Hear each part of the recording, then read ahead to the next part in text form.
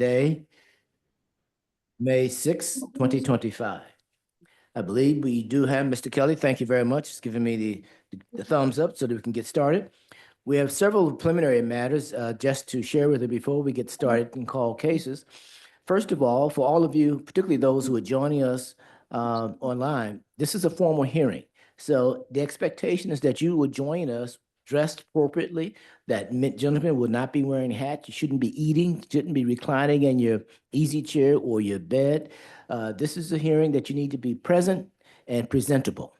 If you are in a vehicle, you must be parked in a safe place. We will not hear your case if you are traveling and moving about.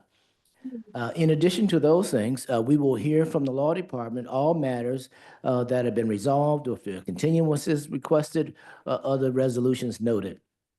The board will introduce itself and then we'll get started. Also, for the record, it should be noted that we're beginning today's hearing with a 3-person panel, which is permitted by code. We anticipate additional parties joining us later, but for the moment, we're going to proceed with a 3-person panel. Okay. Let us proceed. I'm Kenneth Woodson, board chair. Steve Pettit, board member. Roger S. Tennant, senior board member. Brian Thank you. McSherry, board counsel. Thank you. Philip Motto, boards administration. Thank you. Okay. All righty. Let's hear from the law department.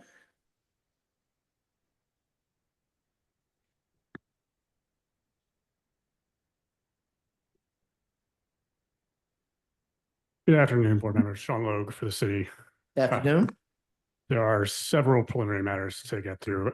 First, I want to call to your attention is case number 2 on our list, appeal ending in 0982, address 5715 Hunter Street, appellant David Rogers.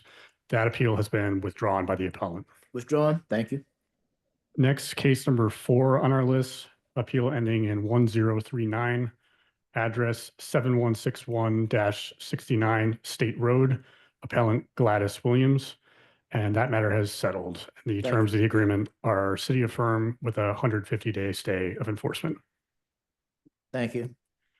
Next, case number 6 on our list, appeal ending in 1108, address 4737 Darrow Street, appellant Andrew Sell. That matter is moot. Okay, thank you. Case number 7, appeal ending in 1111, address 1301 East Passyunk Ave, appellant 901 Wharton LLC. That matter has settled and the terms are city affirm with a 45-day stay of enforcement. Thank you. And I'm sorry, I missed that that's related, I believe, to the next case on the list. Case number 8, appeal ending in 1112, address 90103 Wharton Street, appellant Olivieri Frank and Rita Marie. And that matter has also settled. The terms are city affirm with a 45-day stay of enforcement. Thank you.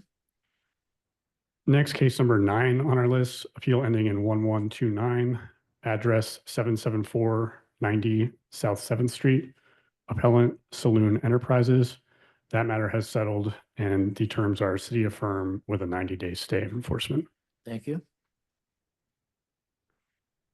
Next are appeals number 11 through 21 on our list. They all involve the address 1200 Ridge Ave and appellant PMOC 1201 LLC. They're the appeals ending in 2280 through 2293.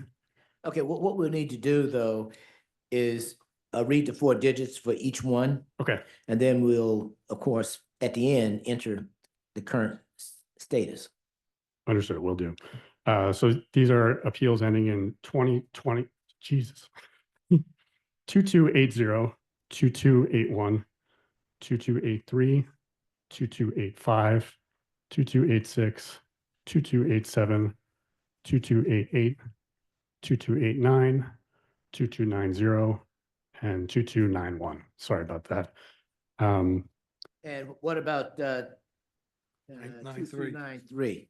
Is that part of this group as well? Yes, my apologies. 2293 is also part of this group. So it's Okay, cases 11 through 21. List. and this is a joint request between the city and the appellant That's correct, Chairman. for continuance. Correct. Please note, record should reflect these matters will be continued. Okay, and I do just want to mention, not to complicate matters, but the named appellant on the list is PMOC 1201 LLC.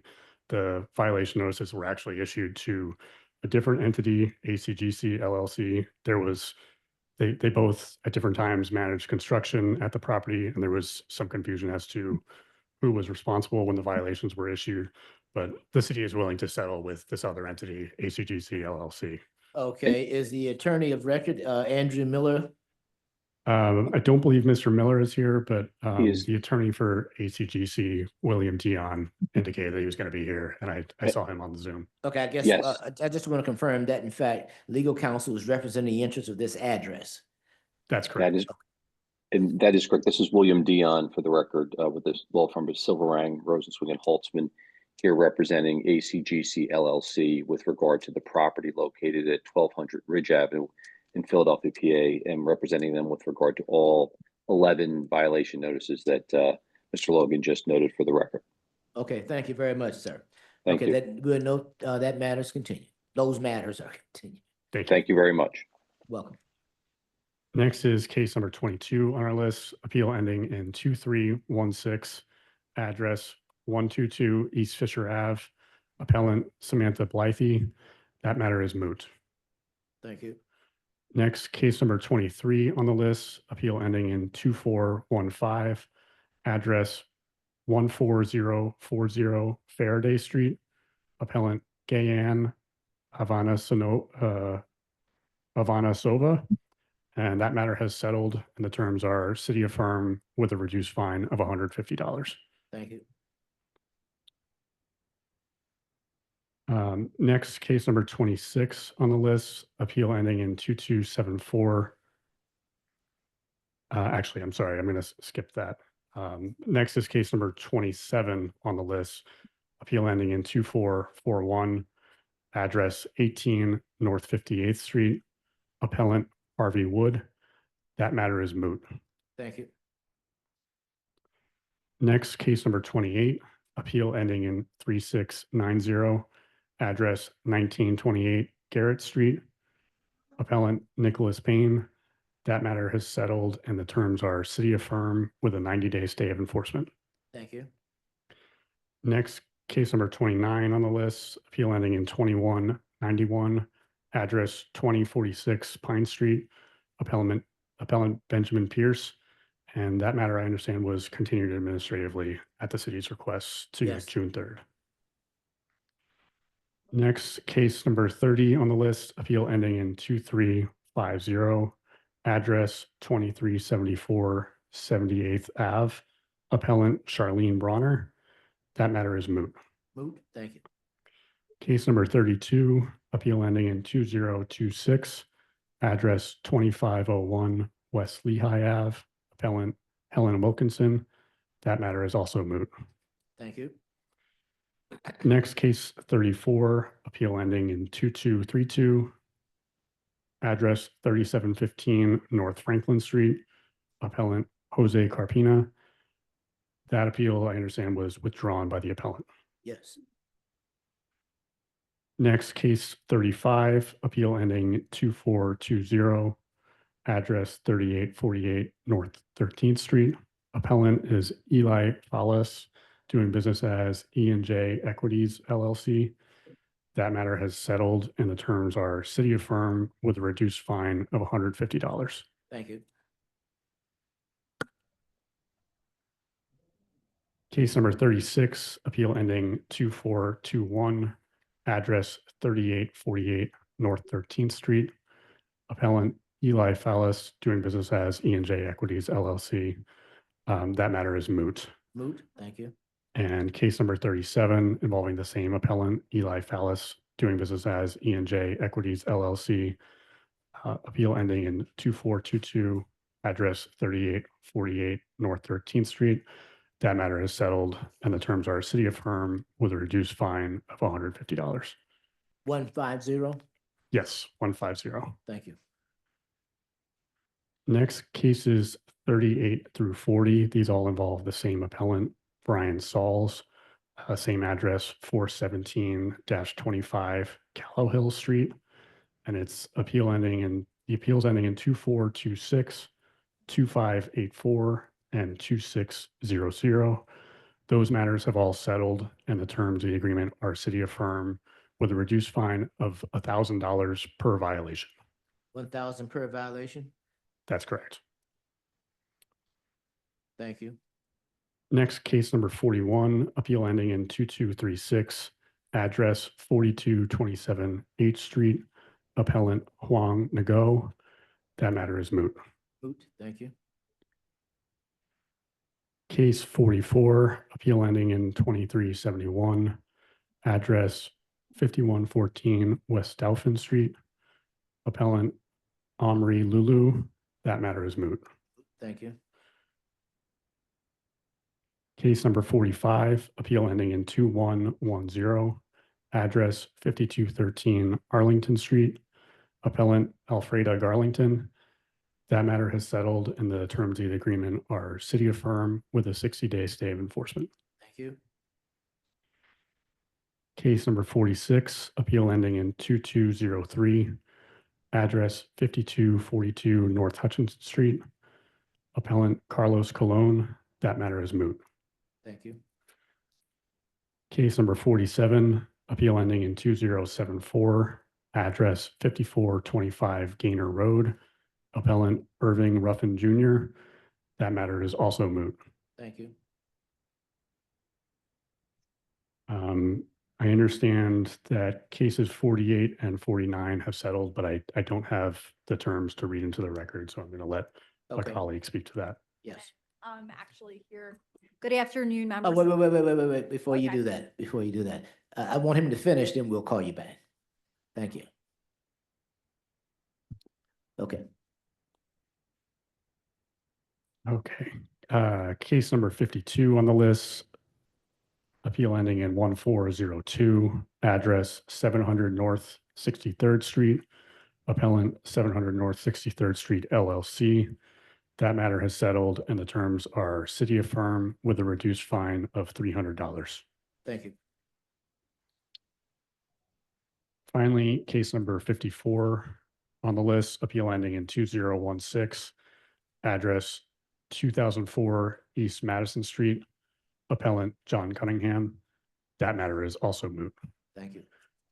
And I'll turn it over to my colleagues now to share some other administrative matters. Okay.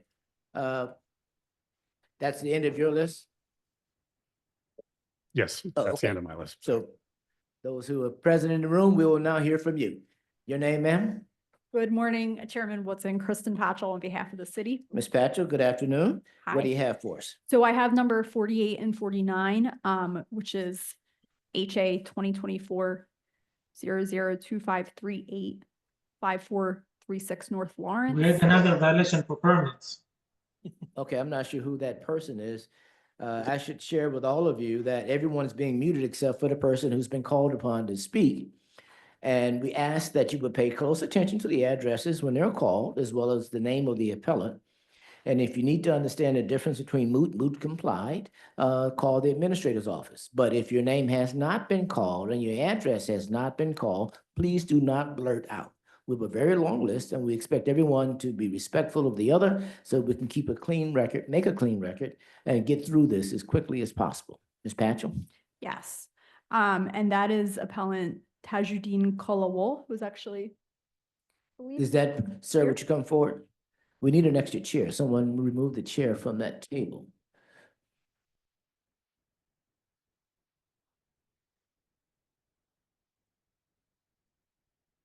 Please have a seat, sir, and give us your name. Okay, thank you. Ms. Patchell? So this was settled, members of the board for a city of. Sorry, pardon the interruption. I did not hear the gentleman's name. The microphone needs to be closer. Okay, sir, if you could bring the microphone closer to your face, restate your name and spell both your first and your last name, okay? I am Tajudeen Kolawole, Okay, please spell both. Tajudeen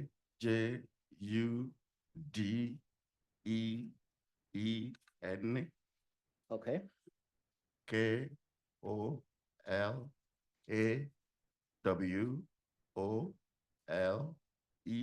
thank you, You're welcome, sir. thank you. Yes, and so the agreement, So this is a city affirm with a 150-day stay. I will send a copy to the board as soon as I go back down to Okay. the office. Mr. Colawan, do you agree that was the understanding that you had with the city? Yes, I do. All right, thank you very much. You excuse. Chairman Woodson, I apologize. Number 49, Oh, is that his as well? it is Oh, okay. HA 2024-0025395438 North Lawrence Street. Same appellant. And it is the same agreement, a city affirm with a 150-day stay of enforcement. The city will send the signed agreement Okay, after. the thank you. hearing. Mr. Colowitz, Wall, do you agree with that as well? Yes, I do. Okay, thank you very much. I believe you excuse now, right? Yes, Yeah. thank you. Okay. Have a nice Well, day. Have a good day. All righty, anyone else in the room have a preliminary matter? Anyone else in the room?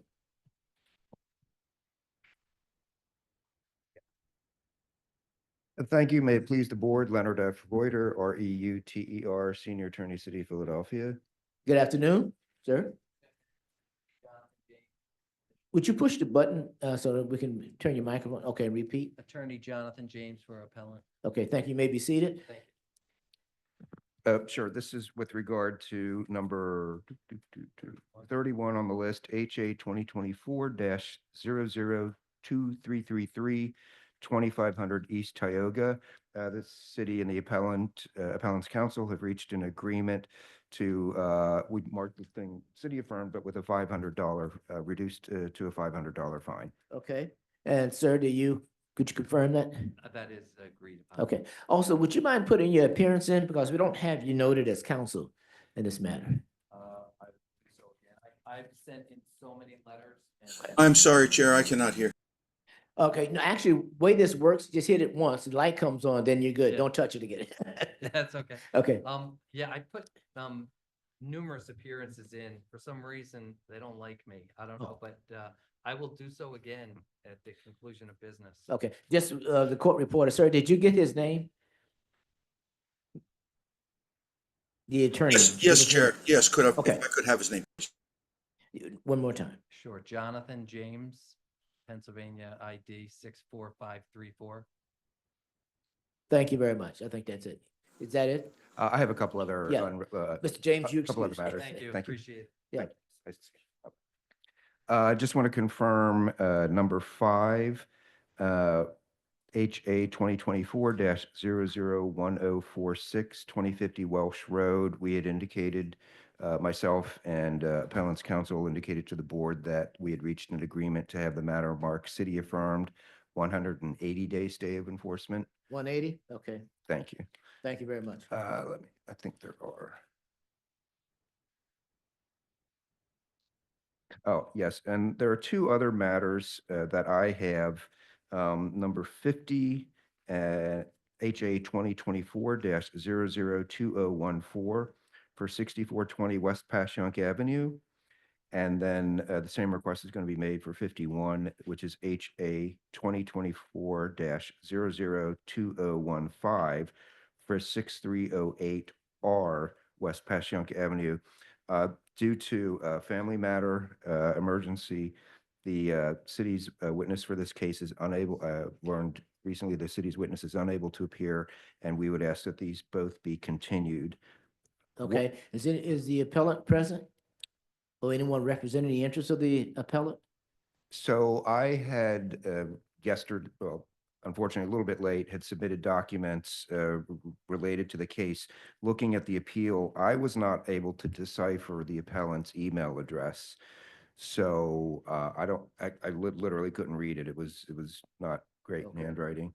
So The other thing we wanted to raise in the matter, since we are asking for a continuance anyway, is that it does appear that the appellant is acting on behalf of a corporate entity that is the actual owner. So if they're out there in TV land, we would just remind them that they almost certainly are going to need to be represented by counsel. Okay. In this instance, the city isn't prepared to proceed because of lack of absence of a witness, necessary witness. That is correct.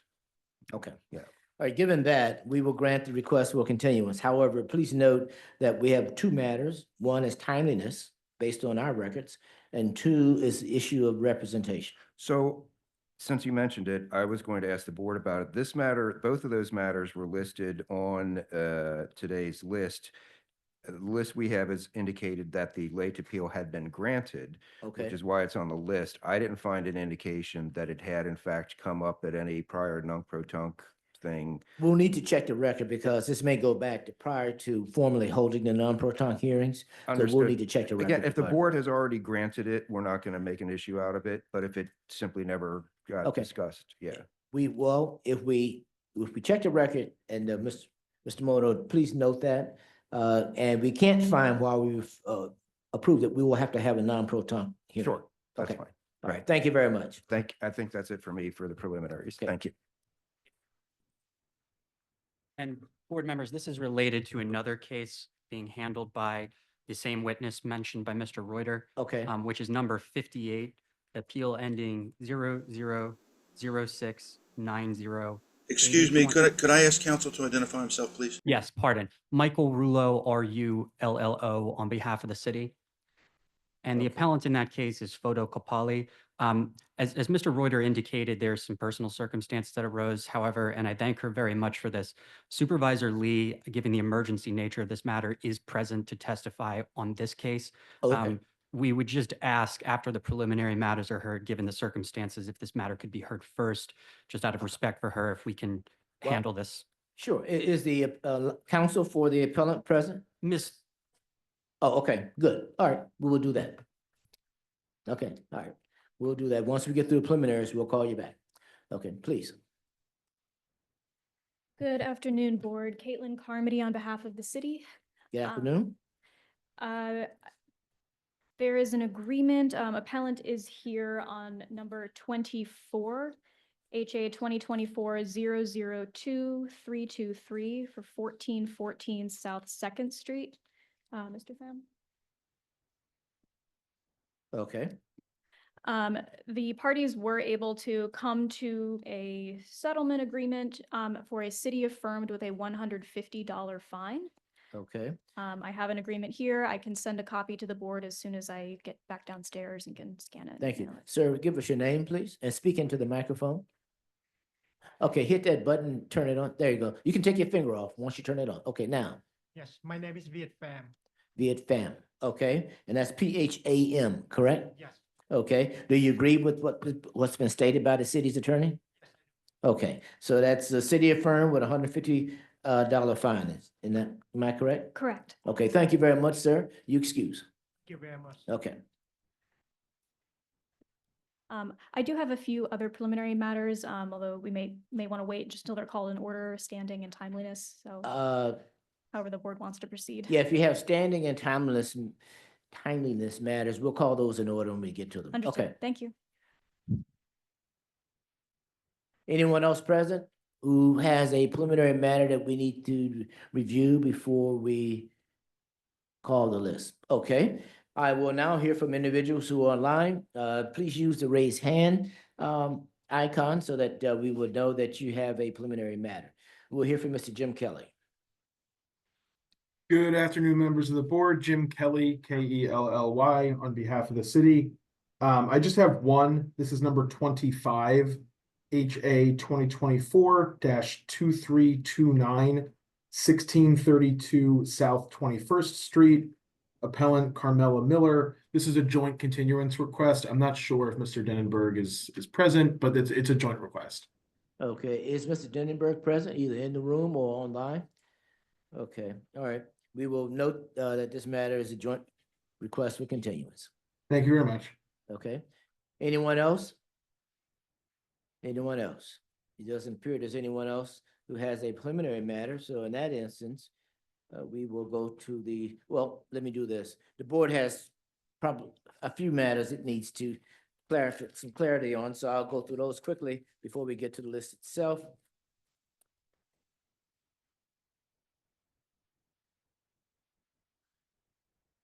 And actually, we do have a couple, I think I'm going to deal with those standing issues, so I may get to one of yours. So let me call it first. The first one is number 10.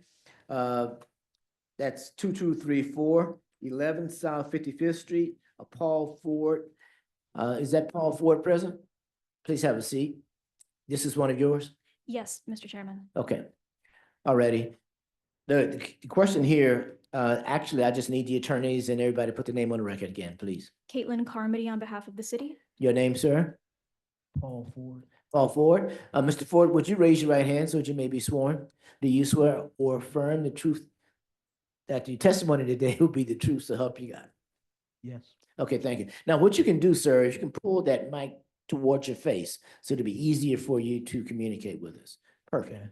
Okay, the first matter concern we have here is that according to our records, the owner of the property is Lorraine Ford.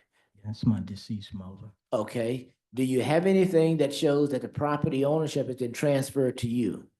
No, I have a tangle title and I didn't get the house put in my name as soon after she was deceased. So whose name is it in today?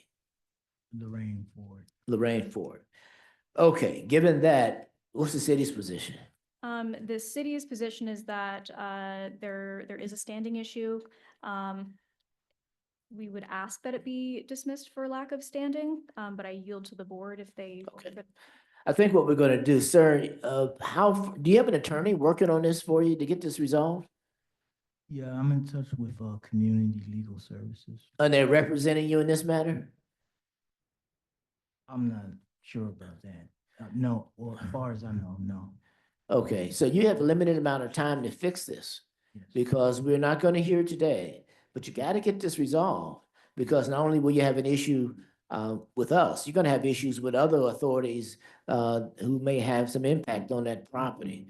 And you can't do anything until this title matter is resolved. So you're gonna need to have an attorney represent you. You can do that. Have an attorney come and represent the interest of the property, or get this matter, otherwise, the deed matter transferred. Are you the only person who's going to be the owner on the deed, or other siblings or family members are going to be in the deed as well? Yes, my brother. Oh, okay.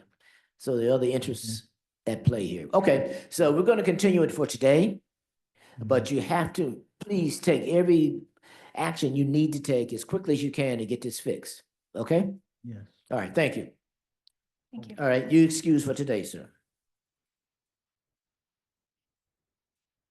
Okay, the next question I have is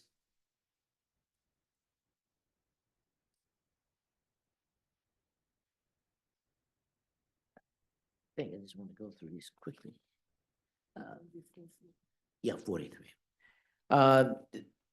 Number 43, ended in 2205. That's 5011 Chestnut Street. We have a Valerie Hale. He's the appellant who's representing the city.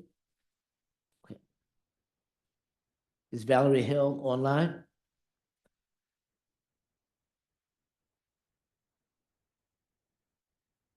Mr. Moto, do we have anyone online? No, sir, there's no one online by that name. Thank you, Leonard F. Reuter, REUTER for the city of Philadelphia. We had emailed the board and copied the appellant using the email address that she provided in the appeal form. Did not get a response. City would ask then that the matter just be dismissed for failure to appear. Okay, all righty, this is standing matter. Okay. He put it where the other one was. Someone, Mr. Marva Taylor, please mute yourself. Thank you. The address is 5011 Chestnut Street. The appellant is Valerie Hill. Anyone present who's representing the interests of 5011 Chestnut Street, even if you aren't Valerie Hill. Okay.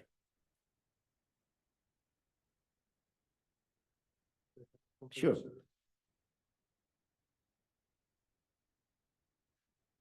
The appellants in this matter listed 5011 Chestnut Street. Notice of this hearing was sent to 5011 Chestnut Street on 3/13/25.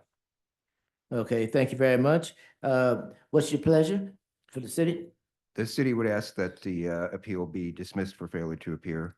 Okay, Mr. Petty, what time do we have? 1:28 PM. 1:28 PM. We will poll the board regarding HA 2024-002205 5011 Chestnut Street, Valerie Hale. This matter is dismissed for lack of appearance. Dismissed for lack of appearance. Dismissed for lack of appearance. Thank you very much. Thank you. Okay.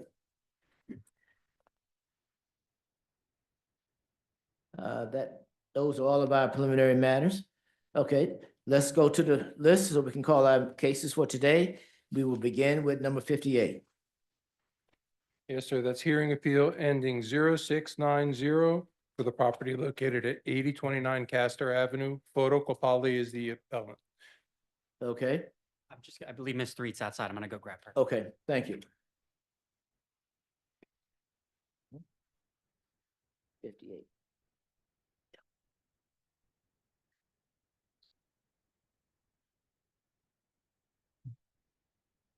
Good afternoon again, board members. This is Michael Rulo, RULLO, on behalf of the city.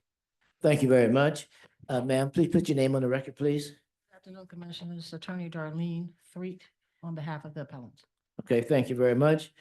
Okay, Mr. Rulo, do you have any witnesses here today? I do. I have Supervisor Natasha Lee, who is present. Okay, Ms. Lee, are you, please make yourself known so that we may swear you in. I see you. Please raise your right hand to be sworn. Do you swear or affirm the testimony you give today be the truth so help you God? I do. All right, thank you very much. Do we have any witnesses for the appellant? Yes, I have two witnesses today, Okay, Cleo Kapali and Photo Kapali. okay, are they both online or are they here? Okay, so we will swear them in. Since they're here, we'll swear them in as they're brought forward if you need to elicit testimony from them. All right, Chair, thank you. excuse me, pardon me, this is the court reporter. Could I ask Ms. Threet to move the microphone closer to her? I'm having difficulty hearing. Yeah, unfortunately, Ms. Threet, we have the best of equipment and sometimes it's Is that not. better? That's a lot better. Thank you very much. You may have to use your outside voice. Okay. Thank you. Okay, just one moment.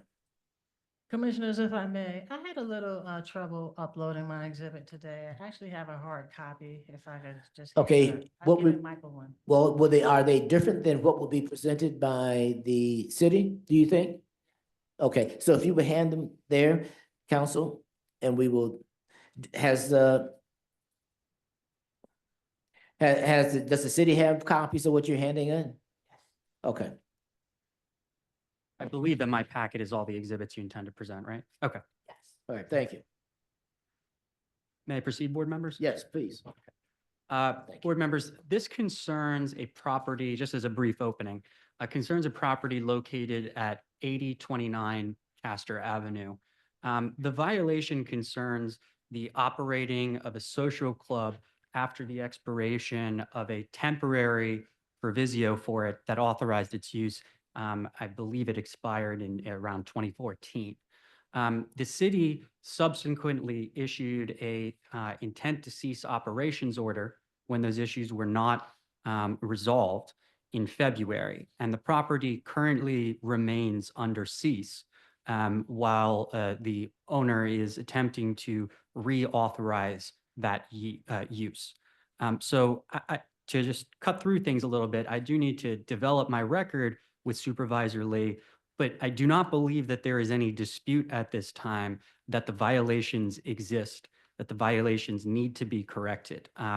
My understanding is that Ms. Threet intends to ask merely for additional time before the cease, but really a lifting of the cease to allow additional time. Obviously, the city does not agree with that. It will be up to the board. Sure. But I just wanted to say the state of affairs at this stage. What we will do, each of you will be, make your record, and then, of course, we will vote on the facts as we see them. Yes, May I? please. Commissioners, I represent the Kapalis who've been operating a social club And I'm just going to give you a very brief background so I don't have to elicit a whole bunch of testimony. Okay, Basically, they got a zoning use permit. They were workers there in 2012. The zoning use permit was temporary and it should have been renewed in 2014. Photo Kapali worked for the social club until he had an opportunity to lease it in 2015. And the leases in my exhibits. When he leased it, no one ever informed him that the zoning had been temporary and it had to be renewed. You'll see exhibits and testimony from my clients today that they have followed all the rules and regulation of the city of Philadelphia. They have a certificate of occupancy. They have a commercial activity license. They have an accountant who submitted a letter. All their taxes to the city and everyone else are up to date. They did receive the violation. They did go down an L&I in a timely manner before the expiration date to file. No one really instructed them that they needed to file a BLIR appeal in addition to the zoning appeal. Now, they filed the zoning appeal and they actually hired me to appeal their zoning, which I did before they were ceased. L&I came out to their property on the 22nd. They sent a cease and desist notice that didn't arrive until the 22nd, and I'll listen testimony from my clients and they shut them down. Basically, what I'm asking here today is, this is a family business where they derive all their income and they're completely closed down, which means they can't pay any of their bills or anything like that. They are in compliance with everything except they were unaware, and they've been operating for a long time, that they had a temporary license when they actually bought the first they leased it, and then they bought it in 2018. No one made them aware ever that the zoning had expired and that the zoning should have been reapplied for many years ago, and it just wasn't reapplied for. okay. So we have a zoning hearing in August. I'm asking the enforcement be stayed so they can eat until August. Okay, all right, well, let's begin. Okay, thank you, And with that, I would call Supervisor Natasha Lee and again, thank her for appearing today. thank you. Supervisor Lee, can you hear me okay? Yes, Okay. Supervisor Lee, what is your position with the Department of License and Inspections? I'm a code enforcement supervisor for the nuisance property unit. And in that role, what are some of your responsibilities? So our unit investigates suspected nuisance properties.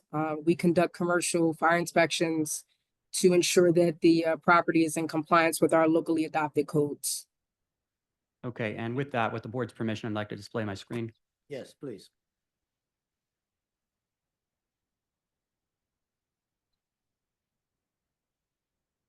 And Supervisor Lee, are you familiar with the property located at 8029 Castor Avenue? Yes, And have you reviewed the city's records for that property? yes, What is the, I will try and zoom in here a little bit more. yeah. Um, Okay. What is the document that's been preliminarily marked to City Exhibit 1 on the screen? The violation notice and order to correct. That's the violation report. And what is the date of this notice? The date of the notice is December 31st, 2024. And we will dive into more specifics, but in general, what was the condition that was cited? So as it states, we found the social club operating after expiration of the temporary proviso. It was granted on use permit 424582. We instructed them to obtain an updated zoning use registration permits to reestablish the current use. And as you mentioned, that temporary proviso would have expired in 2014. It was issued in 2012. Okay. And just for the record, as Supervisor Lee testified, the date of the notice that was issued is December 31st. And I would like to note for the record that the appeal filed here was not filed until February 24th, 2025. Oh, okay. I believe I can clarify the next question the board has momentarily. Okay, please. I'm going to move to what should have been marked preliminarily as City Exhibit 4, which is included in the appellant's appeal package. Supervisor Lee, what is this document? That is a notice of intent to cease operations in order. And this is in relation to that notice of violation, correct? Correct. And why does the department issue this document? This is the notification that the property will soon be ceased. So we send that out and, you know, it gives you an opportunity to appeal the enforcement. Okay, and so this was issued after no action was, insufficient action to correct the violations was taken after that notice was issued. Correct. Okay, and the date of this, am I reading correctly, is February 8th? February 8th, 2025. And the inspectors, they will check the system to see if there is an appeal on file or an application for appeal. They do check that before they come out. Okay, and when did, am I reading correctly right here that it provided notice that the cease would become effective on February 18th? Is that correct? Did I read that right? Yes. Okay, and when did the department effectuate that appeal? I mean, effectuate that cease? So the cease was effectuated on February 22nd, 2025. So after that date. So the appeal was not filed until after the department had actually provided that warning and effectuated the cease, correct? Correct. Okay. I'm going to return to the city's exhibits. Before you proceed, though, the actual appeal date is when?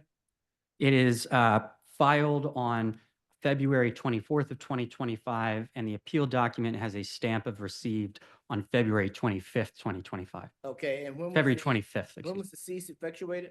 February 22nd. The date of February 4th. I'm talking about the Board of License and Inspection Review appeal. Okay. Yes. So to provide some clarity, what we just heard in testimony, the notice of violation was issued on December 31st of 2024.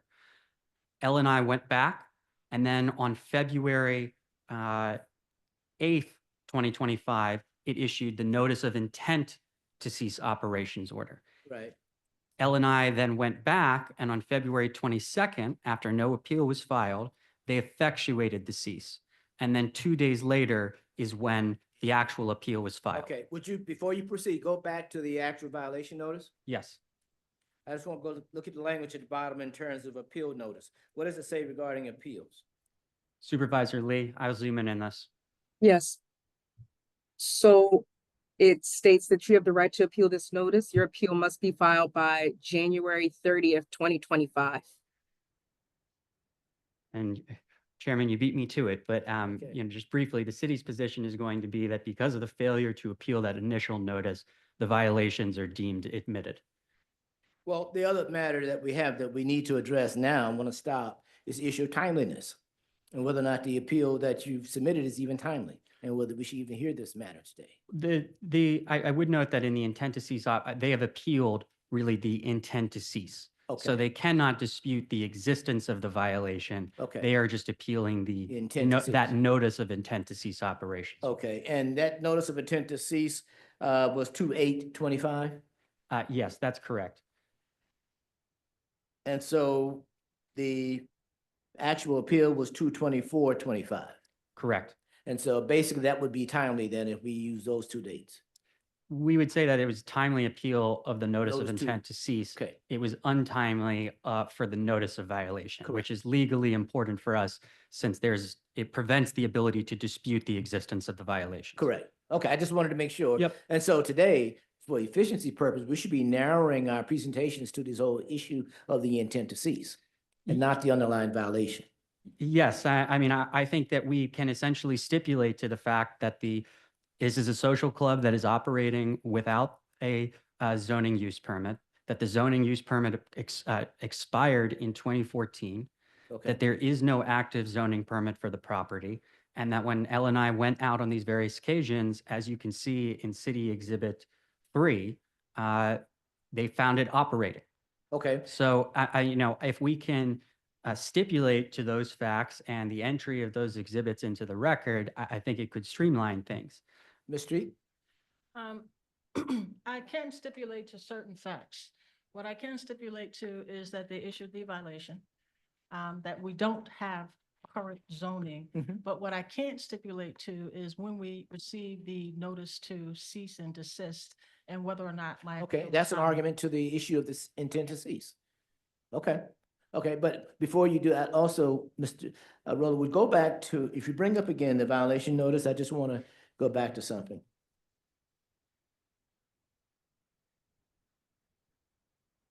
Pardon, 1 second. Yep. Because I just want to make sure that we're all operating on the same page in terms of what the appellants received. Right. What notice they received.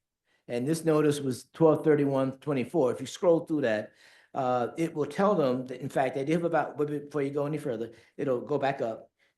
The violation itself references the issue, use registration is required. That's the language that's used there on 12/34, 12/31/24, and that they have until January 30th, 24 to appeal. Is that, am I correctly stating? 25, yep, to appeal. Okay. Just want to make sure that we're all level set. Okay. All right, so if we could begin with that, Mr. Willow, do you need an additional testimony where we have? I would, just if you could give me Yes. 1 second, I need to pull up an additional document. Pardon, I seem to have lost it within my exhibit packet.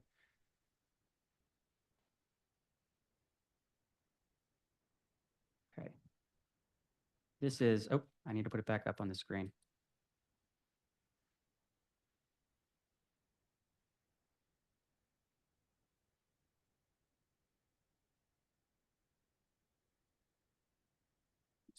This is what has been preliminarily marked as City Exhibit 2, and I will get through this briefly, Chairman. Okay. Supervisor Lee, is this the permit that was you referenced that was issued in 2012?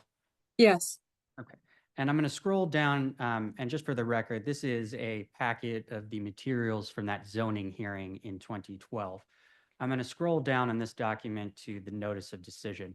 Are you familiar with this document, Supervisor Lee? Yes. Okay, and I'm going to scroll down now.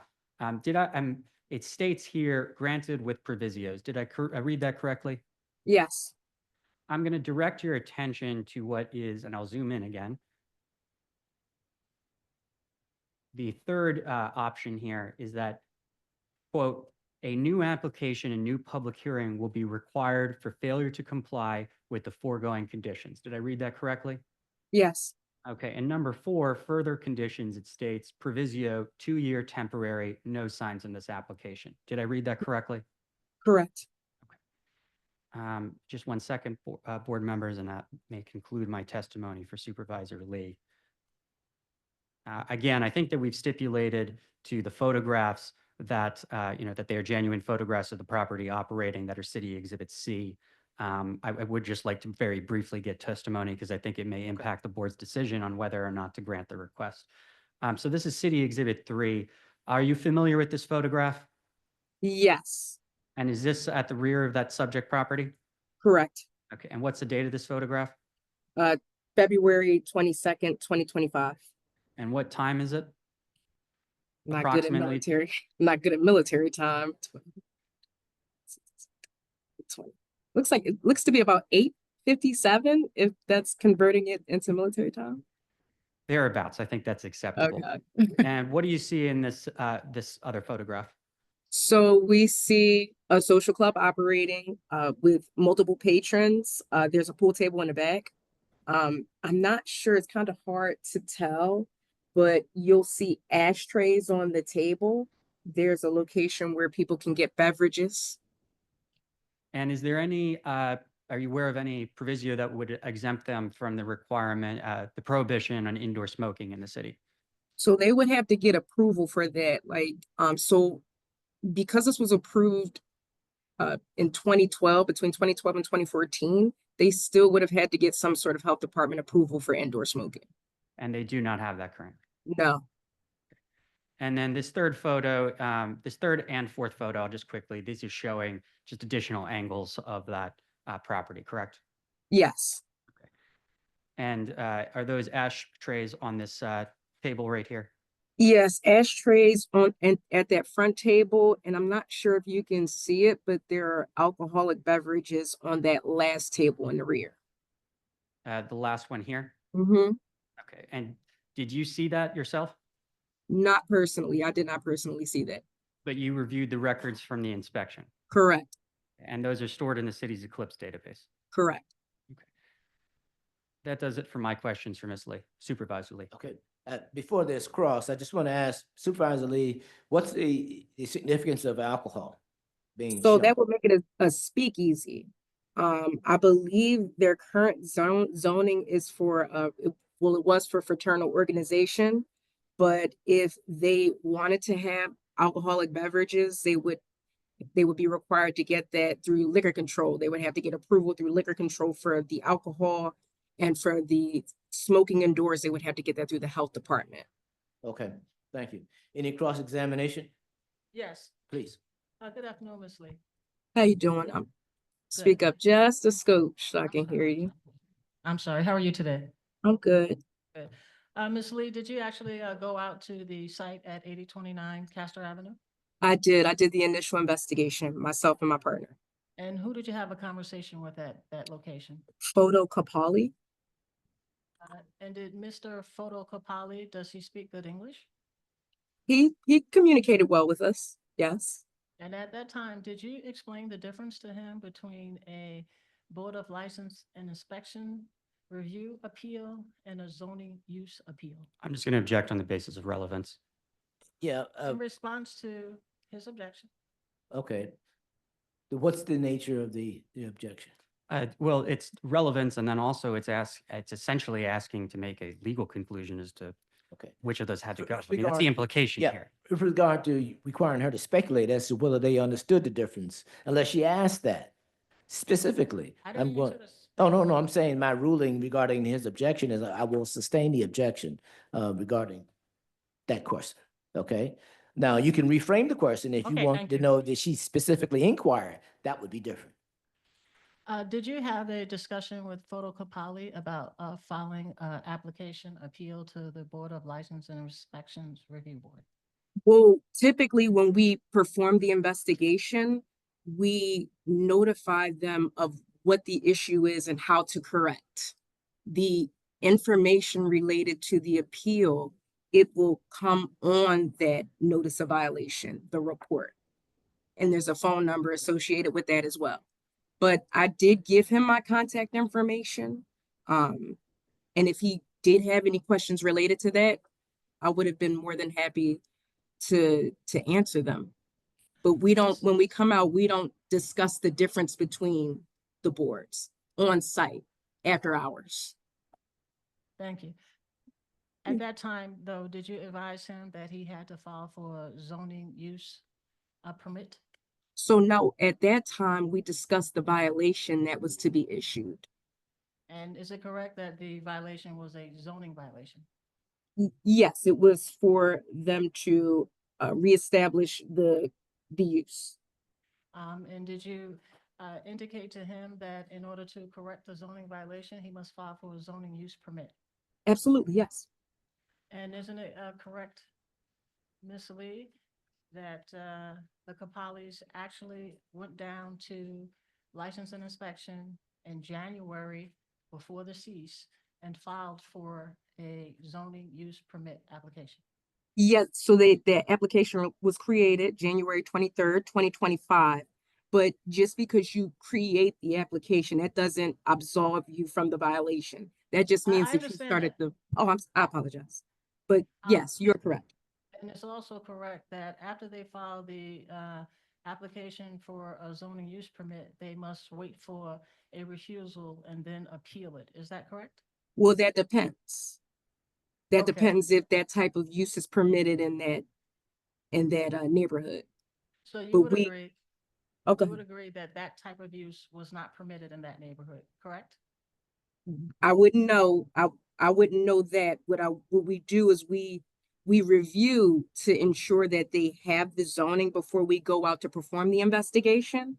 But if they don't have the zoning, we'll write the violation.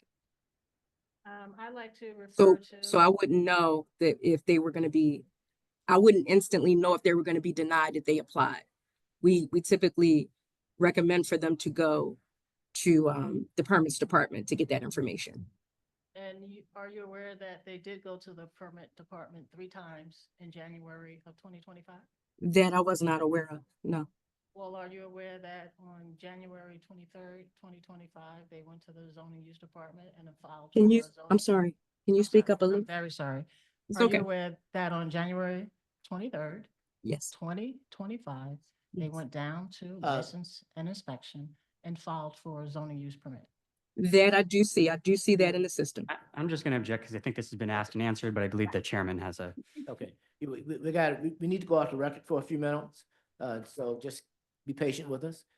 And we will, sorry, thank you. We will resume with cross-examination by Ms. Street of Supervisor Lee. Commissioners, I submitted a exhibit package, and I apologize, I don't have 4 packages, but in my package that I submitted to the administrator over there, Exhibit J, I'm going to refer to right now.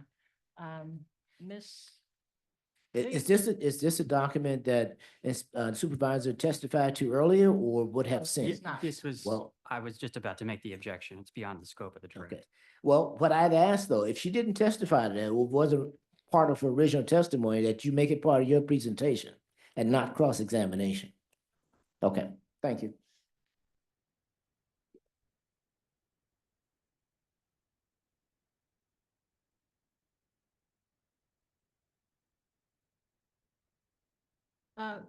Ms. Lee, do you know how long it takes to get zoning if you have to go for a variance?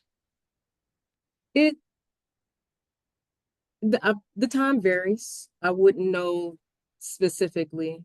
Okay, Ms. Oh. Lee, would you agree that it takes approximately 3 to 6 months to get zoning? I'm just going to object. The witness has asked that she didn't know the precise answer to it. Yeah, she's not, I'm gonna sustain it. She's not in the zoning area. It's not her, she's not responsible for knowing how long the zoning permit works. If I may respond? Yes. Ms. Lee is the head of the nuisance task force. But she is not in the zoning Yeah. area. Yes, She please. did issue a zoning use violation. On the order to correct, it says you must get zoning. And that would lead anyone to believe that she's familiar with zoning and the process. And that's incorrect. Okay, She's the inspector who wrote the violation. She's not in the administrative office who's processing the applications. I would also just add that we can stipulate that they went and applied for a Okay, zoning permit in January, I think it was January 23rd is what was said of 2025. We will stipulate to the fact that indeed on January 29 of 2025, that application was refused. And we can stipulate to the fact that they applied for an appeal of that decision, and it is scheduled for August fifth. 5th of Okay. 2020. We can stipulate that, to those facts. facts are not in dispute. So I have no more questions. Okay, all right, thank you. Okay, all righty. Any additional witnesses, Ms. Rowland? Not at this time. I would just reserve the right to recall Supervisor Lee if necessary. Okay, all right. Ms. Street, is your opportunity? I will call Cleo Capali. Okay. We'll need an additional chair so he can sit next to you. Unfortunately, we only have one microphone Sure. between the two of You you. can sit next to me. Yep. Here's a chair here. It's the one's been provided for you.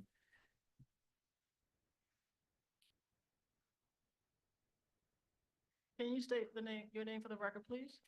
Full name? Full name. Sophocleos Kopali. Okay, sir, what we'll need you to do is probably very slowly spell your first name and your last name, then I'll need to swear you in, okay? Yeah, Sophokleos,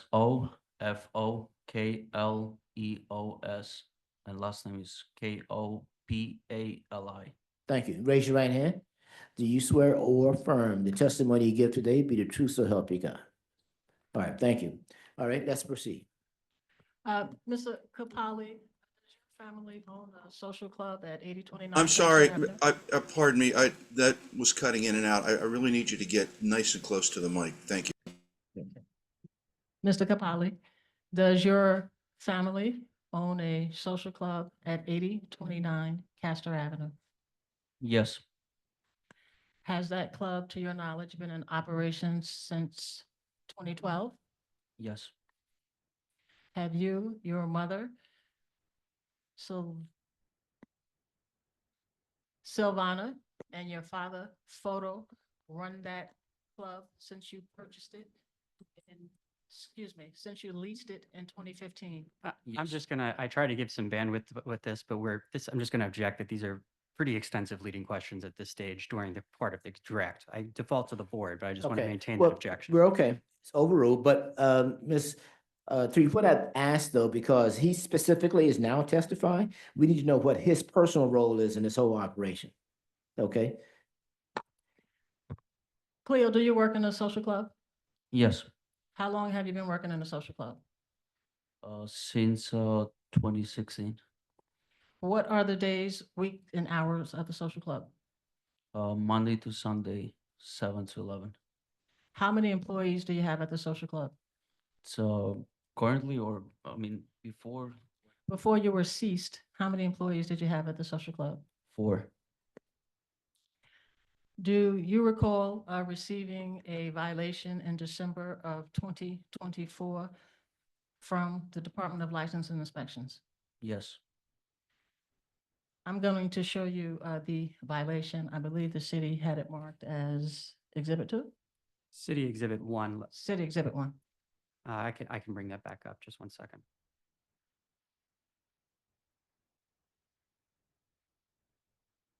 while that's being done, I'd like to ask the witness, do you own any portion of this club? Are you one of the owners?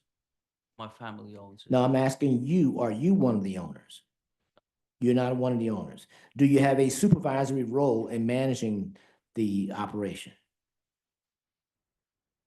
You have to ask, you can't shrug. You got to tell me yes, no, whatever. Can you explain that portion a little better, please?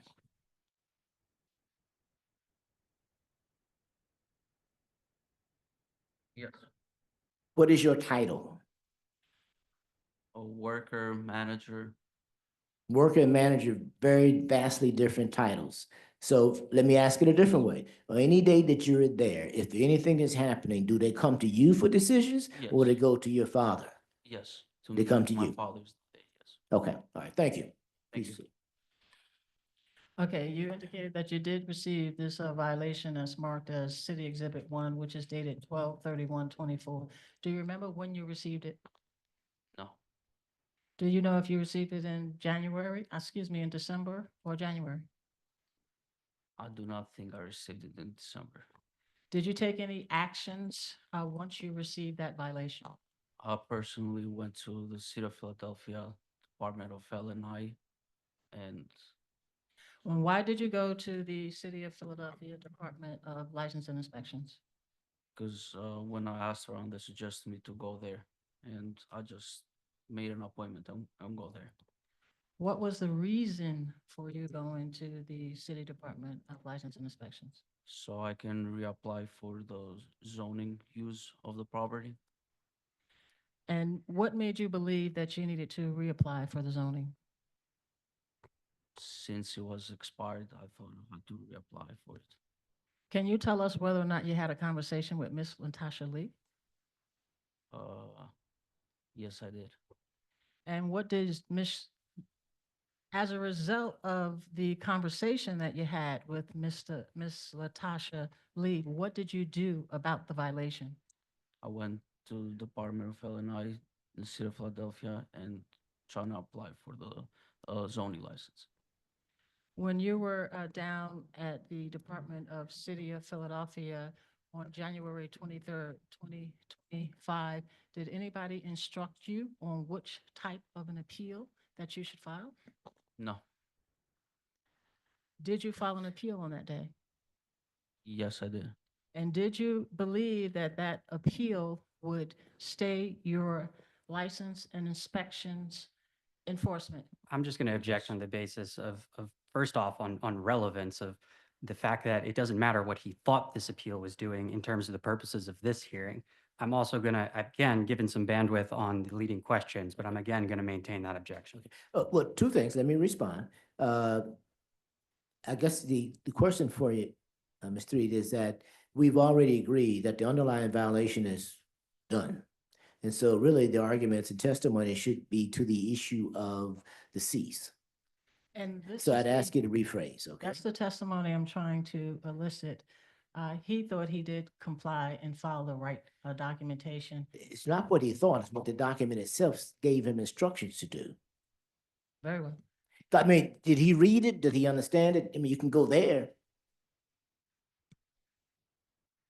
When I would just say, I understand the basis, but I think we've stipulated to the fact already that this notice was issued, that it wasn't appealed, and the I just violation. wanna get above- I just yeah. want to maintain that objection for the record. Yeah, so noted. I just want to get to that point and get over it, okay?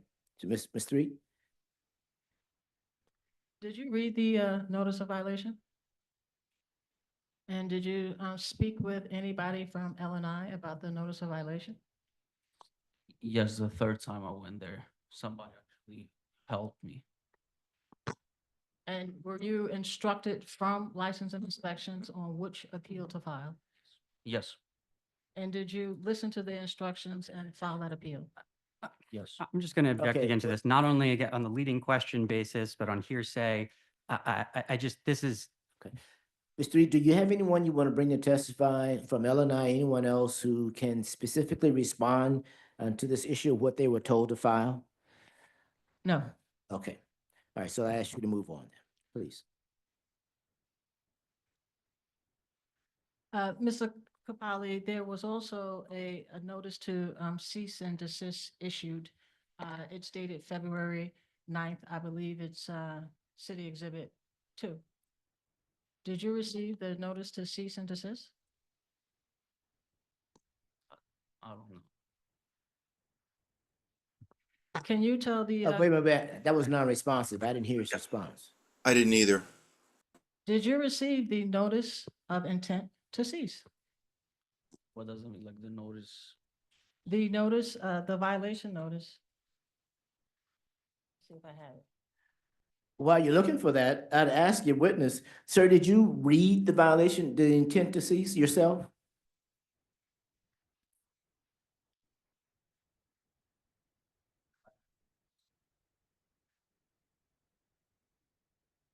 The final violation. Mr. Reed, do you have it to show it to him?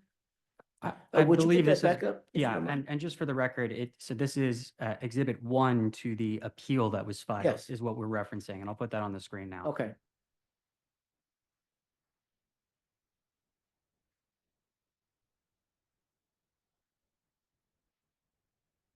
So I'm going to refer now to the city exhibit. I don't know what it's called. It's the Appeal Exhibit 1. Appeal Exhibit 1. Did you receive the notice of intent to cease operations and order? No. Okay. All right, thank you.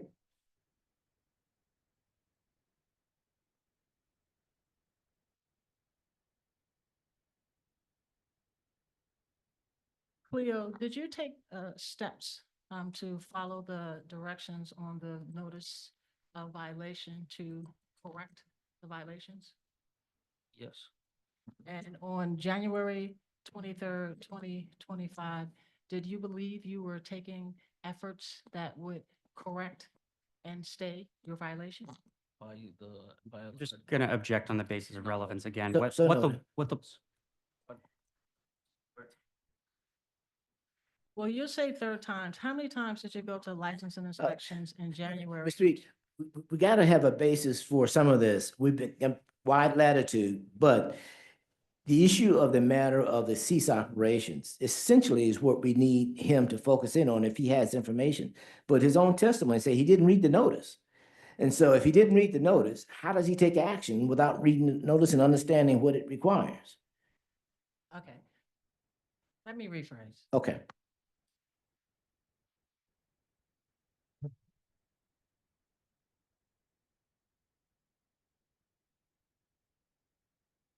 Please continue.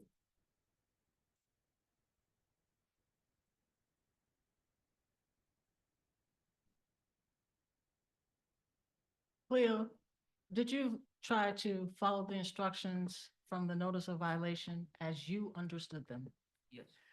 Except, Mr. Reed, we've already agreed the violation itself is not part of the issue. That's not a disputed fact. The issue is whether or not the cease operations was defective. Yeah. Ooh. Yeah, yeah. really trying to establish is he thought he correctly filed the correct appeal timely. but it I'm was- sorry, this is the reporter. I'm not hearing. Yeah, you got to bring that microphone to your face. Unfortunately, it's just, but the issue here, though, you've agreed that the violation was not itself appealed. It stands, and the basis of your current appeal is to the cease operations. Your witness has testified that he didn't read the cease operations notice. So I'm not sure what basis he would testify as to whether that was effective, whether he appealed properly, any of that. I mean, so that's essentially what I'm trying to get you to deal with. And maybe there's another witness who can talk about that. But if he can't, then I'm not sure where we are. I have no more questions at this. Thank you. Okay. You have additional witnesses? No. Oh, okay. Very quickly for cross. Okay, please. Mr. Capali, you indicated that you're the manager of the social club that's operating at 8029 Castor Avenue, correct? Well, let's do this. Would you? Yeah. Perfect. Thank you very much. Yes. And just 1 second.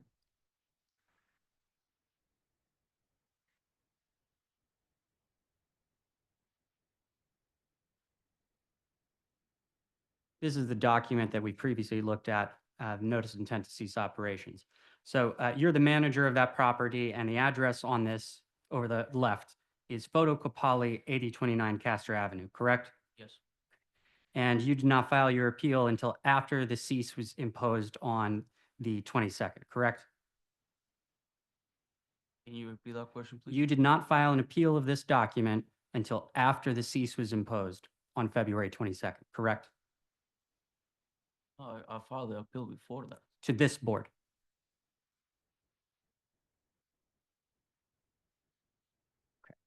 Okay, it's non-responsive, but Mr. Reed, I can't make an argument for you, but is it an issue of, are you suggesting that there's a language issue that should impact our decision? And you can do that in your closing if you like. But think I'm getting there. Okay, anything else, Mr. Rolo? Just 1 second.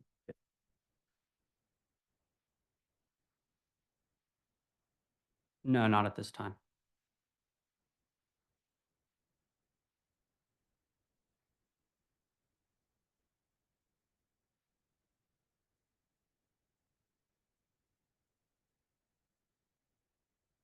Do we need a recess? Yeah. Mr. Reed, do we need a recess? Okay, all right. Okay, now, unless you have additional cross-examination, Mr. Rolo, we will then go to closing. And I'll ask Mr. Reed to close, and then Mr. Rolo, you will follow her, okay? Yeah. Commissioners, I agree that the violation was issued correctly. What I really was trying to get across here unsuccessfully is my client misunderstood where he should timely file for the BLIR. Basically, he thought by going down to LNI 3 times in January of 2025 that he had filed the correct appeal. It was only until he got the site violation on 2/22 and ceased did he realize he didn't file the right appeal, and he hired an attorney, myself, to file a BLIR appeal. I filed that BLIR appeal because he didn't file the BLIR appeal because it wasn't really explained to him that he needed to file the zoning appeal and he needed to file the BLIR appeal. If you look at the documents, you can see his intent was correct. I rarely ever object in a closing statement. Yeah, but well, I think that let's- we've moved into testifying counsel, and it Okay. said that couldn't get the testimony from the That's witness. understood, but we will, so noted. Please continue. My argument is just, he made efforts to correct the violation, but they were mistaken efforts. He didn't have a full understanding of what needed to be done. Okay. I just want to finish. Ms. Lee did testify that she did have a conversation with him. And after he had the conversations with L&I, who issued the violations. He proceeded to go down to L&I and make an attempt to resolve the situation, which was the not complete attempt. There should have been 2 appeals filed. The only reason I say this is I'm here asking for a stay of enforcement. I like the board to consider the actions my client took, mistakenly believing he was filing the right documentation so the city would not cease his operation, and he filed the incorrect application. As soon as he was ceased, he hired an attorney to file the appeal, which is in front of the board today. Okay, thank you very much. Mr. Rolo? I'll just be very brief. The violation isn't in dispute. The fact that the property is not have authorization to operate as it is operating is not under dispute. It's not under dispute that that cease, given what you just heard, was properly issued. And what I would also do is City Exhibit, pardon, 2, which is the copy of the zoning permit. I had Supervisor Lee testify as to that notice of decision, which specifically says that a new application and new public hearing, meaning before that board, not this board, will be required for failures to comply with the foregoing conditions. And one of those conditions is the fact that this was a temporary proviso. ZBA was very clear, and I understand the testimony that we've heard here, but ZBA was very clear. If this was not complied with and the reauthorization provided after 2 years, they were going to have to go through this process. So our position is that there's, and I am sympathetic to the situation, but there is no basis at this time for that cease to be lifted. Okay, just so I'm clear, I heard 2 different things. Ms. Street is asking for a stay of enforcement.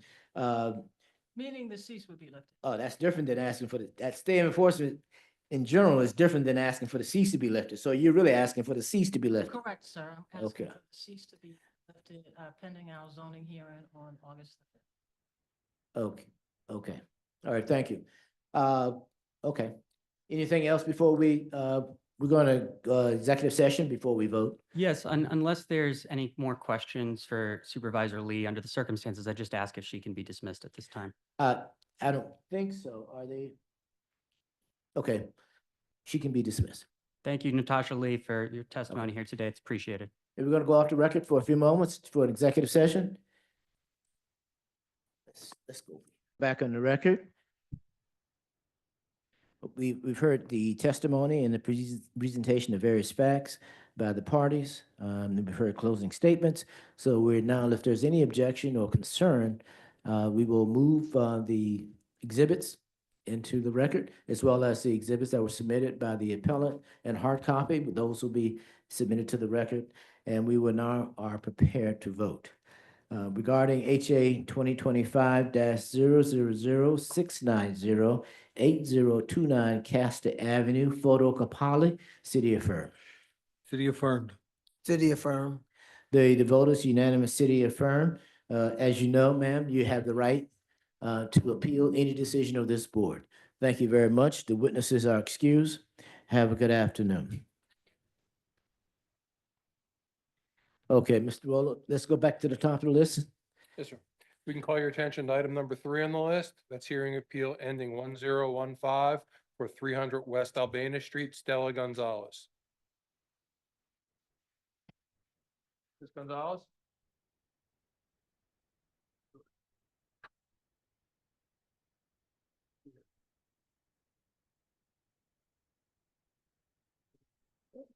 Yeah. Oh, okay. Okay.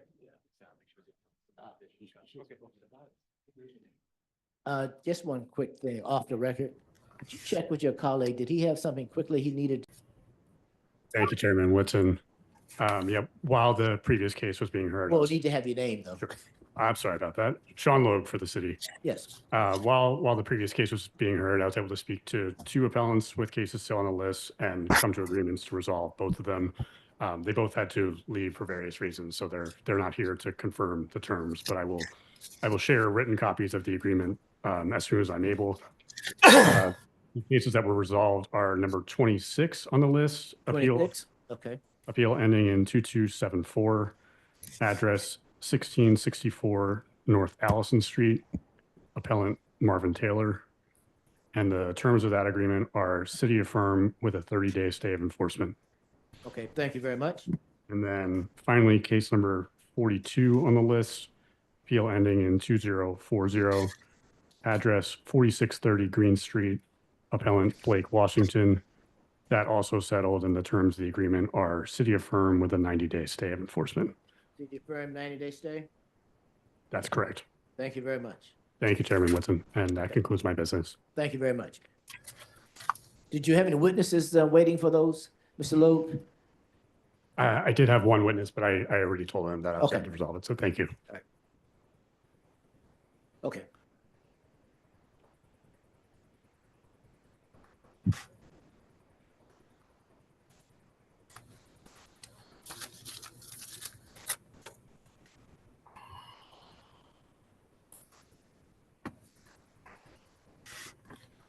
Mr. Moto, we're gonna have to, for clarity's sake, let's read that in again, please.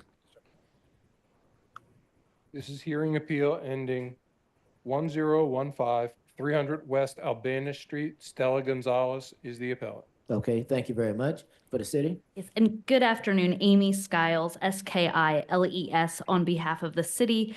And we do need a Spanish interpreter for this case. Is there one available? I do not have an interpreter listed No. today. Is there going to be needed? Yes, it will be needed. Okay, we didn't have notice that that was required for today. I believe that's why it was continued at the last listing. Okay, There was a notation for an interpreter, but it seems the interpreter was not ordered for today. okay, so, Ms. Gonzalez, we need to apologize to you. We don't have an interpreter here today. Does anyone have the ability to share that?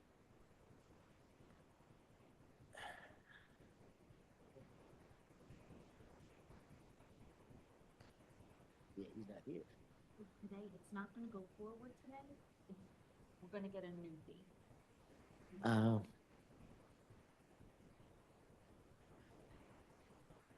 Ms. Skiles, I hate to do this, Yes. but is it possible that any one of your colleagues is available? I can ask Mr. Fernandez if he is available. Just to have a conversation so she understands. I hate to have her sit here and then not get her case being heard, okay? So let's go off the record for a few moments.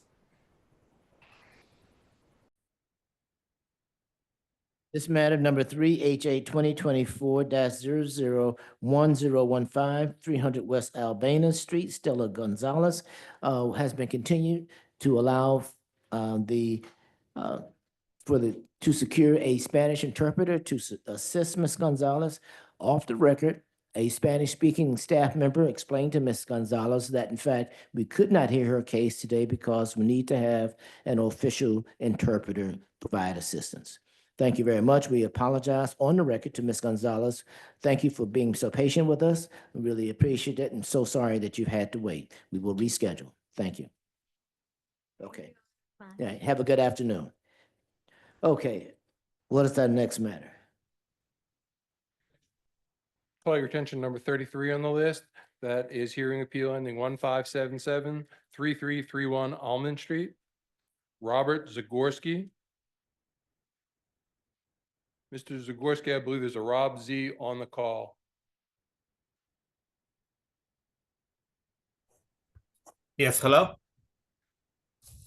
Sir, please turn on your video.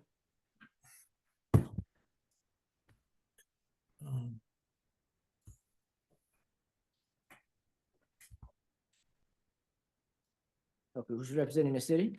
Caitlin Carmody on behalf of the city. Good afternoon, Ms. Carmody. Do you have a witness, Ms. Carmody? I do. I have Supervisor Tamika Blair with me today. Okay, is she present? Yes. Okay. Rob Z, please turn on your video. Commissioner, I'm having difficulty turning on the video here. Let's see, recording view.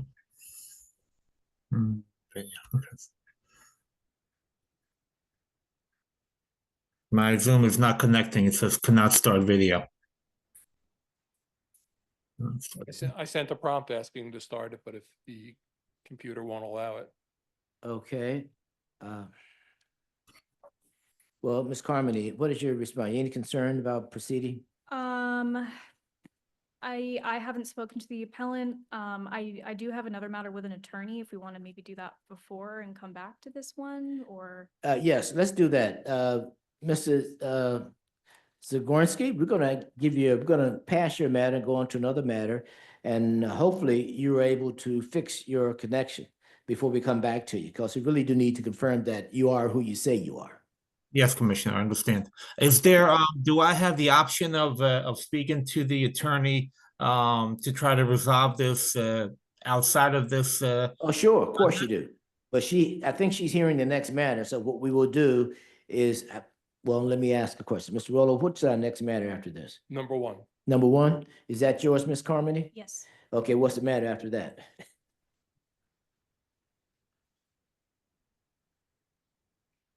The next matter after that, I believe, is going to be number 53. Is that yours, Ms. Carmody? No, it is not. Okay, let's go to that one. Ms. Carmody, give you an opportunity to speak with Mrs. Zagorski. Maybe there's a resolution, I don't know. Okay, yeah, maybe we can pop into a breakout room and Yeah. we'll just take it outside. Yep. Do you, Mr. Rolo, could you put them in a breakout room, please?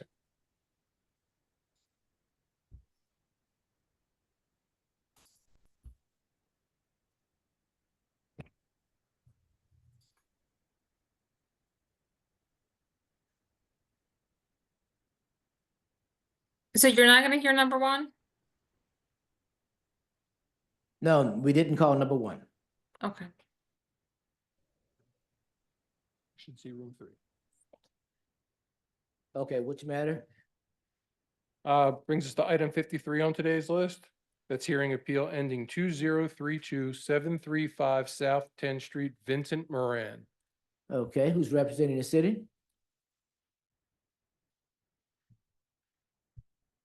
Thank you. May it please the board, Leonard F. Reuter for the city of Philadelphia. Okay. Is Carol Mickey Esquire present? Okay, is anyone else present representing the interests of Vincent Moran? So if I could, just so the record's clear, I'm not sure why Carol Mickey was listed as the attorney. I don't know if she is an attorney, but she's actually the owner of the property along with Mr. Moran. So I think it's just the way they filled out the application for the appeal that it made it look like she was the attorney, but she's actually one of the appellants. I just Okay. wanted that clear, but neither of them appear to be present. Okay, all righty. Would you confirm service, please? Yes, sir. Appellant Moran listed 735 South 10th Street on their appeal. Notice of the hearing was sent to Mr. Moran at that same address on 3/13/25. Carol Mickey listed 350 Bellagio Alongo Road, Conshohocken, PA. A notice of this hearing was sent to that address on 3/13 as well. Okay, thank you very much. Given that, what is the city's preference? The city would just ask that the matter be dismissed for failing to appear. Thank you. What time do we have, Mr. Pettit? 2:39 PM. 2:39 PM. We will now poll the board regarding HA 2024-002032, 735 South 10th Street. Vincent Moran dismissed for lack of appearance. Dismissed for lack of appearance. Dismissed for lack of appearance. Are you comfortable?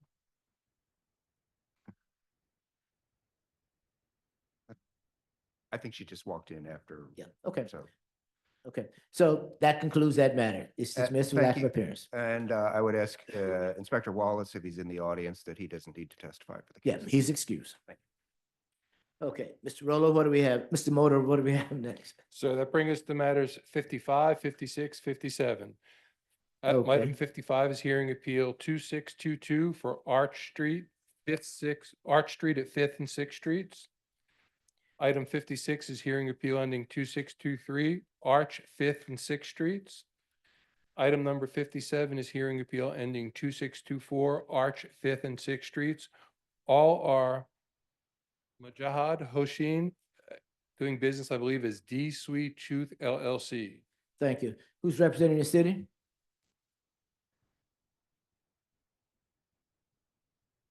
Thank you. Just a moment. moment. This is Leonard Reuter, REUTER, Senior Attorney for the city. My understanding is that these cases were either continued or resolved. If you give me a moment, I can Sure. see.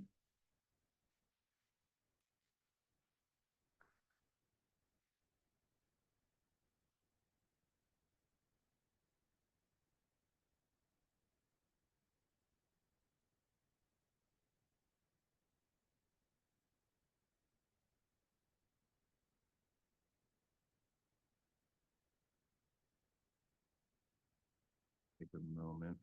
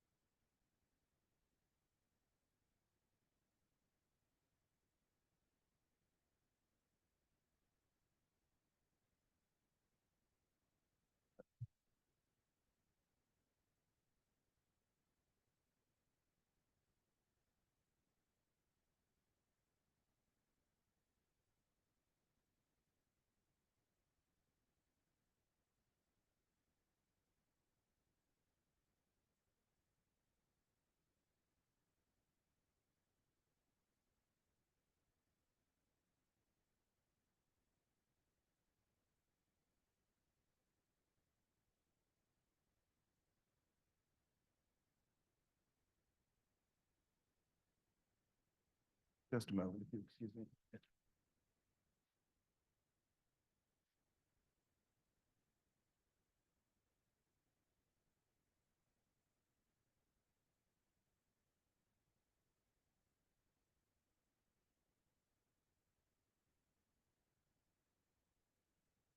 Okay, it looks like these are Ms. Giles' cases. She had run down to the office, so she will be logging in through the Zoom. She's apparently waiting in the waiting room, so she'll need to get let in. Thank you. Okay, so we don't have anyone representing the interests of the appellant, I don't believe. So we will pass that matter, and I see someone else coming in. We'll come back to that. Okay, thank you. Okay. Okay, everything's Miss Carmody, so it's you and us from here on to the end. Okay, they put your name on the record. You decide which case you want to call. How about that? Caitlin Carmody on behalf of the city. We reached an agreement on number 33, appeal ending 001577. Is appellant back in the room? We don't see Mr. Rob Z. He might have exited the entire call by Okay. mistake. We'll accept if you could put forth the agreement. Okay, so what we were gonna do is settle for a city affirm with a $150 fine. I will email the appellant an agreement, which he can sign, and I'll forward to the board as soon as possible. Okay, that's city affirmed with a $300 fine, $150. 150 fine. Okay, thank you very much. Okay. Okay. All righty. And I think the next matter is, I think number 1 is yours as well. It is. So let's go to that one. That's hearing appeal ending 0810. 5235 Chester Avenue. Wendell Holmes is the appellant. Natalie Kalashatorny is the attorney. Good afternoon, Ms. Glasdorny. Good afternoon, Mr. Woodson. Yeah, just one quick preliminary matter. Your name isn't listed here. Have you submitted your appearance for this? I apologize. A former colleague of mine had actually filed the appeal. And that's Okay. why my name's probably not on it. But I did receive a hearing notice, and I believe my appearance had been entered into. Okay, and let me apologize to you because it was just brought to my attention that you did in fact do that. So I misread the form. My apologies. No Okay. problem. Okay, so let's get started here. Who's representing the city? Caitlin Carmody on behalf of the city. Ms. Carmen, do you have any witnesses today? My witness is Inspector Michael Herbert. Is he present? Oh, I see someone raising their hand. Sir, would you come up to the table? The city would have to raise preliminarily, there's a timeliness issue for this Yes, matter. so noted. That I would like to address with the board. Looking at the materials, the appeal is about 1 year past the date that was on the notice of violation at issue. Okay. So it's the city's position that the appeal should be dismissed for untimeliness, but I yield to the board. Sure. Ms. Clastorni, our procedure is that if we have an appeal that's late, based on the face of it, we have to hold a non-pro tunc hearing prior to hearing to determine whether we should hear the underlying appeal. So that's where we will begin today. Is your client present? He is Mr. Woodson. Okay, so what we will need you to do, are you prepared to proceed in that non-pro tunc hearing? I am prepared.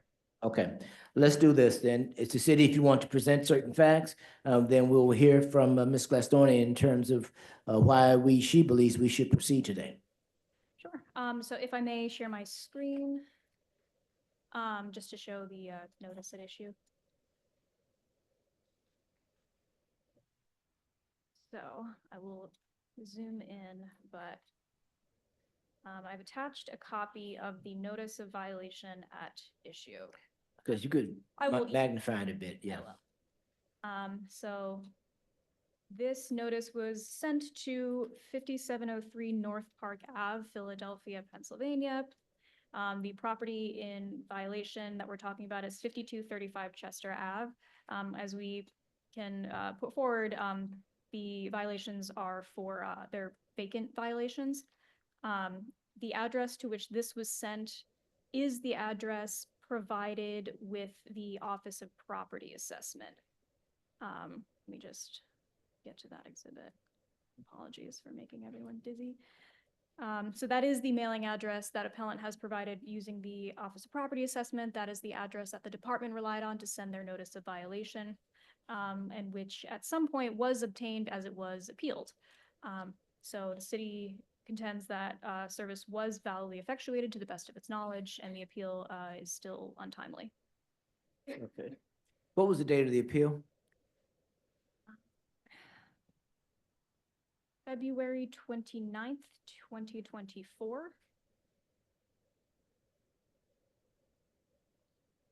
Okay, thank you. Ms. Clastorni, what is your response? Mr. Woodson, as you will see, as you will recall, Ms. Carmody said that the violation was served to the best of her knowledge or upon information and belief.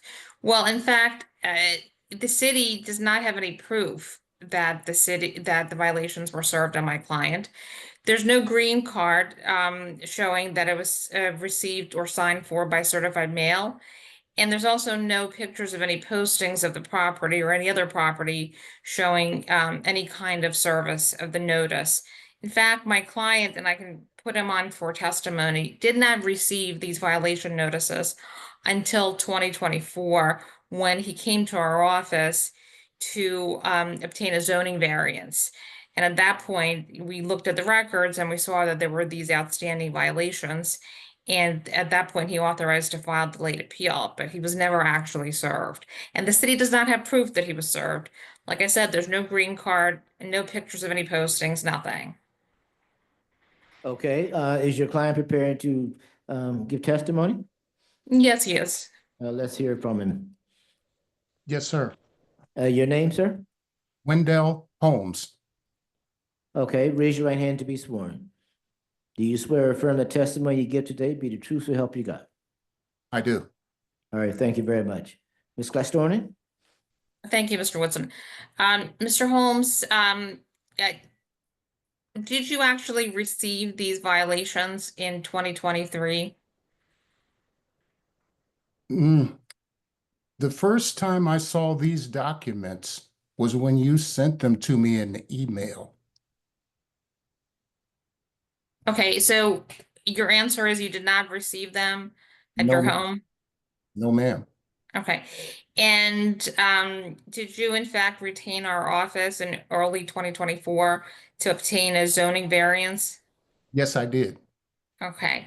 Unaware that And You said unaware of the violations? Yes. Okay. And did you in fact, after you retained us, is that when you found out about these violation notices from us? Yes, it is. Okay, and before that, you were not aware of these violation notices?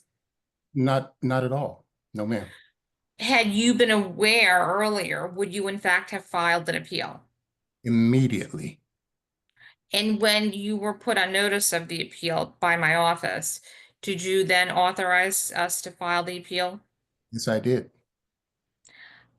I have no further questions. Thank you. Any cross-examination?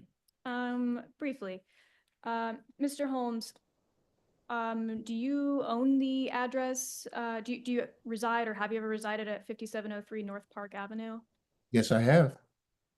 Do you own that property? Yes, I do. Do you reside there currently? Yes. Okay.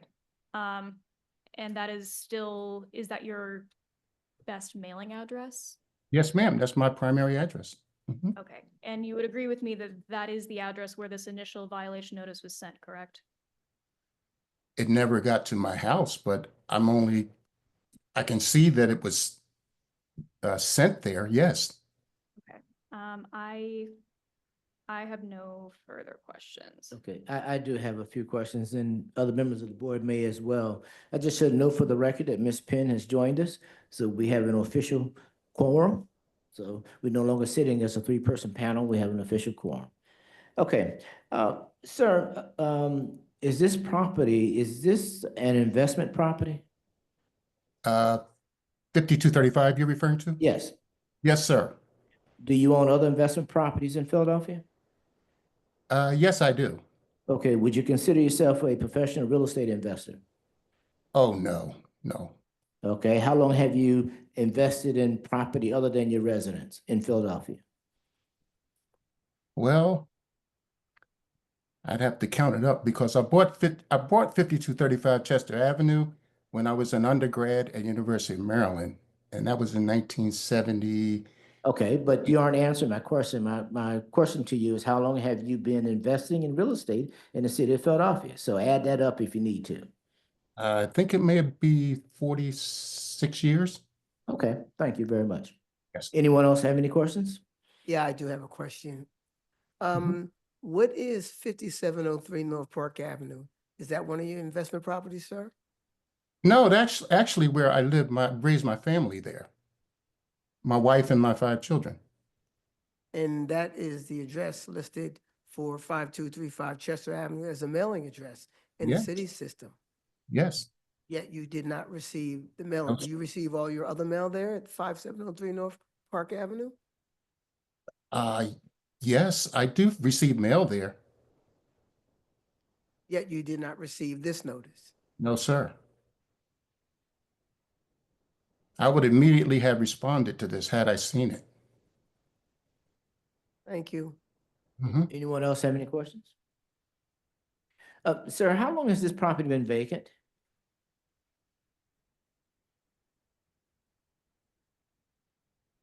I imagine maybe 5 years. Well, yeah, 5 years. The property was stolen from me. Pardon And me? I'm sorry. I didn't understand what you just said. The property was stolen from me. And I Okay. through the courts, of course, and all of the channels to get it back. And if you look at, when you see the deed, you'll see where it's coming from the person, Terry Scruggs, and he deeded it back to me at that time. When was that? I think it was 2019 or 2020. It was in the COVID era. Okay. So I couldn't be the exact. Thank you. Mhm. Is there anything from anyone else? Yes, I would just like to add, Mr. Woodson. Oh, we have another question from the board. Okay. Just 1 second. Yeah, please. Yeah, my apologies, Ms. Clastorni.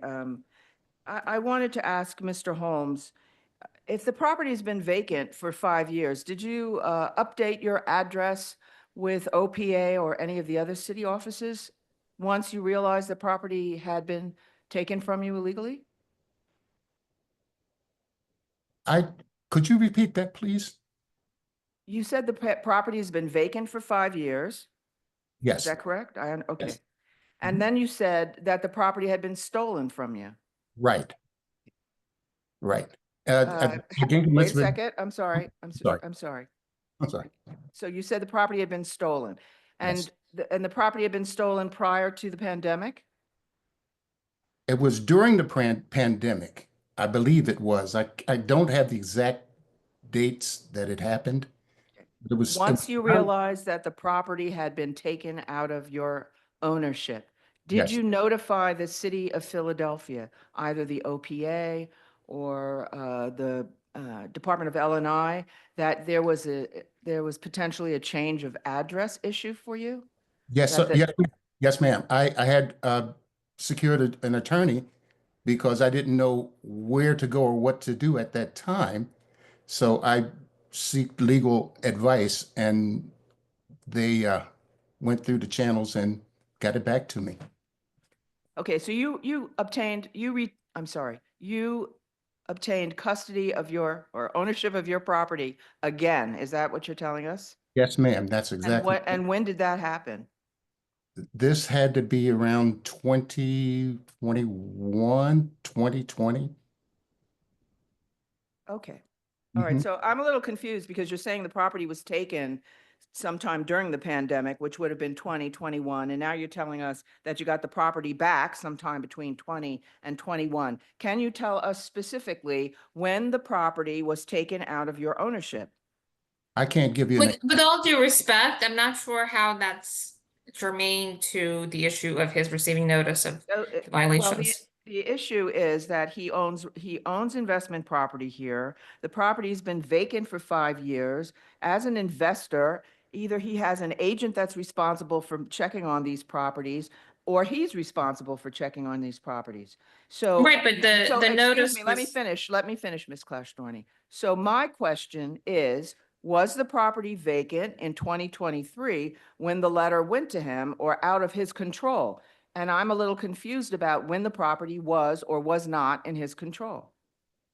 That's all I'm trying to clarify. It Was was he in, in control of were you in control of the property in 2023? yes. Were you residing in the property in 2023? Oh, no. No. Okay, so you don't live there. Do you have an agent that checks your vacant properties for you? No, I don't. And how often do you go there to check mail? Or did you go there to check mail? Well, I would go every once a week to just to make sure everything is in order. And did you receive mail at that address while you were checking once a week? No, no mail. You never received mail at that address, even though that's the address that's on record with the city of Philadelphia? Actually, that's not the address that's on record with the city of Philadelphia. All right, that's what I'm trying to clarify. What address he has with the city? I believe Ms. Carmody can speak to that, but it's 5703 North Park Avenue. That's the record with the OPA. Okay, thank you very much. I appreciate your patience. Thank you, Mr. Holmes. Yes, ma'am. Okay, thank you very much. Ms. Clashthorny, you have anything in summation you want to add before we make a decision? Yes, thank you, Mr. Woodson. Once again, there's actually no, as we all know, living in 2025, mail gets stolen all the time. Checks get taken out of mailboxes. Other mail gets taken out of mailboxes. And the city has not presented any evidence that this was actually delivered to 5703 North Park Avenue. Like I said, there's no proof of mailing, there's no certificate, green card certificate that Mr. Holmes would have signed, and there's no pictures of posting. I mean, this is very serious stuff, and the city is required to ensure that actual service is made. It's not enough for Ms. Carmody, with all due respect, to just come in and say, well, upon information and belief, service was made. You have to present proof, and proof is lacking here.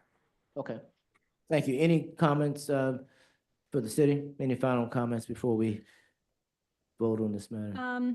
Only that it's L&I sends notices, and based, looking at the mailbox rule and basic contracts law, service is effective upon dispatch. Whether there is any other breakdown is not the city's burden to present. Further, it is not LNI's customary procedure to physically post notices of violations such as these to any sorts of properties, unless we're talking about a building that's unsafe or imminently dangerous. So to that point, that's not even a possibility here. So it's the city's position that this was validly issued and that the appeal is late. Thank you. We're going to go off the record for executive session and come back and vote on this matter. Okay, be prepared to go back on the record. Okay, this is appeal number HA 2024-00810, 5235 Chester Avenue, Window Homes. The vote, I will begin. Dismiss for untimely appeal. Dismiss for untimely appeal. Dismissed for untimely appeal. Dismissed for untimely appeal. Thank you very much. Of course, Ms. Clestorni, you have every right to appeal our decision. And thank you for your patience and participation today. The witnesses are excused. Thank you, Mr. Woodson. Thank you. Thank you. That concludes all Okay. matters for today.